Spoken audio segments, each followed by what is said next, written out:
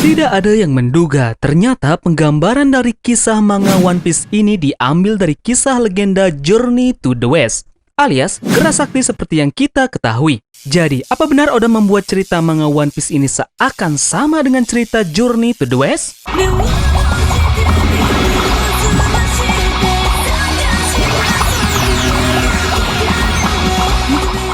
Deyot sama God, apa kabarnya kalian semua? Semoga sehat selalu ya dan jangan lupa untuk bersyukur.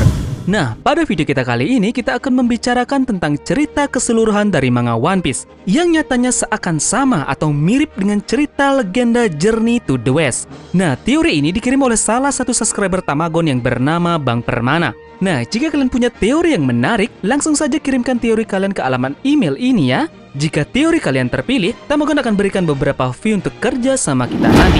Jadi, Bang Permana ini sebelumnya menonton video dari Tamagon tentang penggambaran kru tepi jerami dalam bentuk makhluk mitologi. Nah, dari sana Bang Permana terfikir dengan bagaimana jika cerita One Piece ini memang terinspirasi dari kisah legenda Journey to the West. Lebih tepatnya, sekedar penggambaran dari Luffy sang tokoh utama. Ada beberapa poin kesamaan juga yang bakal menjadi teori juga untuk seseorang yang akan menjadi kru SHP selanjutnya. Menarik bukan? Yos, here we go! Tarik jangkar dan mari kita berlayar!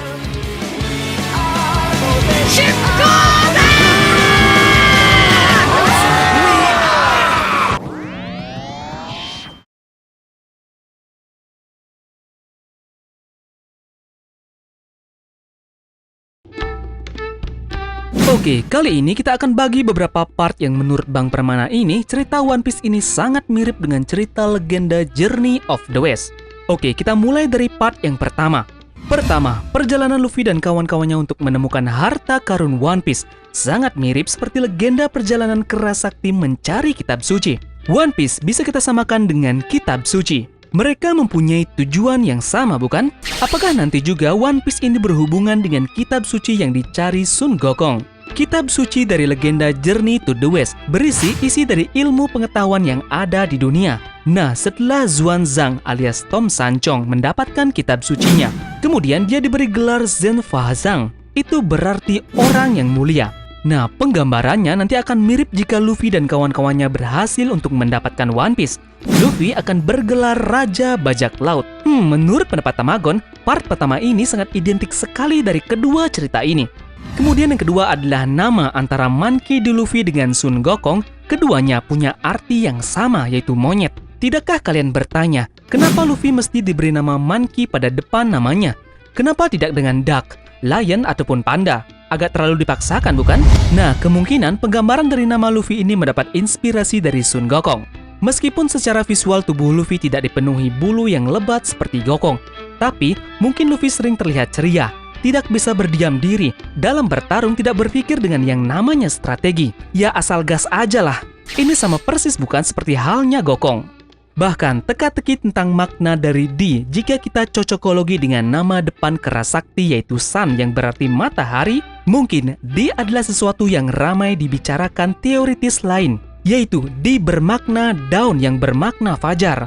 Ini berarti keadaan dalam hari ketika cahaya kemerah-merahan tampak di langit sebelah timur menjelang matahari terbit. Luffy bisa kita samakan dengan Sun Gokong. Kemudian yang ketiga adalah berbicara klan D yang berarti bicara tentang tekad D. Seperti yang kita ketahui kalau Luffy selalu memperkenalkan diri pada orang yang belum mengenalnya sebagai Raja Bajak Laut selanjutnya. Sedangkan Gokong selalu memperkenalkan dirinya sebagai Raja Kera Tampan. Mereka memiliki kesamaan dalam cara penyampaian gelar mereka. Mereka berdua belum mencapai gelar tersebut namun sudah mengakui bahwa mereka sudah mendapatkan gelar itu.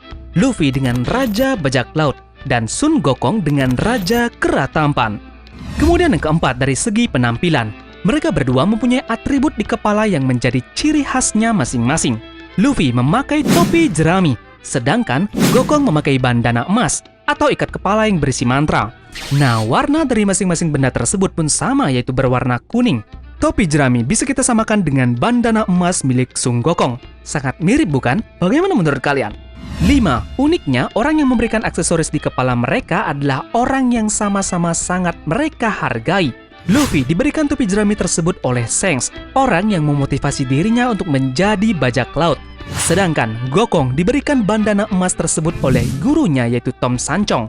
Ingat, salah satu tugas seorang guru adalah memberikan motivasi kepada muridnya. Jadi, bisa kita ibaratkan bahwa Shanks merupakan Tom Sanchong. Tambahan, untuk menguatkan bahwa Shanks mirip dengan Tom Sanchong adalah fakta bahwa mereka berdua merupakan sang penyelamat. Shanks menyelamatkan Luffy dari monster laut sampai dia kehilangan tangan kirinya. Sedangkan Tom Sanchong menyelamatkan Gokong dari hukuman di bawah tindihan Gunung Lima Jari. Kemudian yang keenam adalah senjata dari mereka. Senjata mereka berukuran raksasa dan berasal dari kerajaan dalam air atau laut. Mungkin Luffy tidak mempunyai tongkat panjang seperti Sun Gokong yang bisa membesar saat dibutuhkan. Tapi bukan berarti Luffy tidak punya senjata. Tongkat Rui Jingubang adalah senjata Sun Gokong yang awalnya merupakan tiang raksasa untuk menenangkan lautan serta digunakan oleh Yu Agung untuk mengukur kedalaman laut yang berada di kerajaan bawah air. Nah, kerajaan ini milik Raja Naga Laut Timur, sedangkan Shirahoshi adalah senjata kuno Poseidon yang kekuatannya bisa menghancurkan dunia dan memihak kepada Luffy. Shirahoshi yaitu putri duyung raksasa dari Pulau Manusia Ikan, sekaligus anak dari Raja Neptune yang merupakan raja dari kerajaan Ryukyu yang berada di bawah laut. Ryu Jingubang bisa kita samakan dengan Shirahoshi. 7. Dalam perjalanannya mencari kitab suci, Gokong tidak sendiri. Dia ditemani oleh Cupatke si siluman babi. Lalu, pertanyaannya, siapakah sosok babi dalam kru Luffy? Dia adalah Vinsmoke Sanji. Yaps, pasti kalian pernah dengar tentang dongeng 3 babi kecil. Nah, cerita yang sangat mendunia bukan? Yaps, 3 dalam bahasa Jepang berarti san. Kesamaan lain dari Cupatke dengan Sanji yaitu mereka sama-sama mata keranjang, genit dan gila perempuan. Menariknya lagi, masa lalu dari mereka berdua berasal dari lingkungan kerajaan. Cupatke awalnya adalah dewa Tianfeng yang merupakan panglima dari kerajaan langit. Sedangkan Sanji adalah anak dari Vinsmoke Jaji yang merupakan panglima tertinggi sekaligus raja dari kerajaan Germa 66. Sanji bisa kita samakan dengan Cupatke. 8. Rekan dalam perjalanan. Teman Gokong selanjutnya dalam pencarian kitab suci adalah Saoujing, sang siluman air. Sedangkan di kru Luffy yang cocok dengannya adalah Jinbei karena dia manusia ikan yang bisa hidup di dalam air. Nah, diriwayatkan kalau Wujing ini dulunya adalah seorang petinggi di Kayangan, tapi karena kecerobohannya, dia pun dihukum turun ke bumi dan ditusuk dengan 7 pedang serta dicabut kecerdasannya. Sedangkan Jinbei juga bisa dikatakan petinggi karena dia menjabat jadi wakil.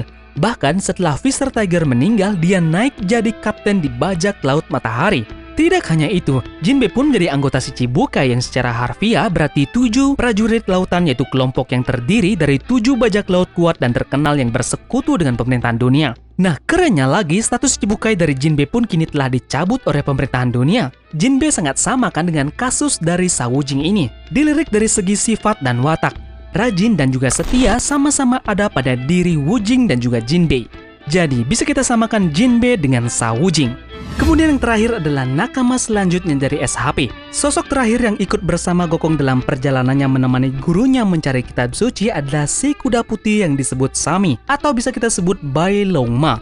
Nah, sangat sedikit informasi yang bisa kita dapatkan dari karakter ini. Namun yang pasti, si kuda putih ini adalah jelmaan putra naga yang menawarkan diri untuk ikut berkelana sekalian menebus dosa. Nah, apakah kalian teringat seseorang? Pada chapter 978, Kaido sang naga menanyakan di mana putranya. Lalu pada chapter 985, nah si putra naga dari Kaido ini ternyata adalah wanita yang bernama Yamato. Dan dia mengungkapkan keinginannya sekaligus menawarkan diri untuk bergabung dengan kru SHP agar bisa ikut berlayar. Bagaimana, menarik bukan? Satu hal yang menarik, bergabungnya Wujing dan kuda putih mengikuti Gokong terjadi pada waktu yang bersamaan. Ini sama seperti Jinbei. Meskipun dia sudah resmi masuk dalam kru SHP pada chapter 976, tetapi di chapter 977, Luffy ingin mengadakan pesta terbesar penyambutannya setelah Perang Wano ini berakhir. Nah, hal ini mungkin clue dari Oda bahwa setelah perang berakhir, akan ada pesta untuk pelantikan Jinbei dengan Yamato sebagai 2 kru baru sekaligus pada waktu yang bersamaan. Kuda putih. Ini juga warna identik dari Yamato yang kita bisa lihat dalam Color Weekly Shonen Jump yang terbaru ini. Nah, jangan-jangan Yamato ini mempunyai DF Mythical Zoan White Pegasus. Sangat menarik bukan? Yamato bisa kita samakan dengan kuda putih.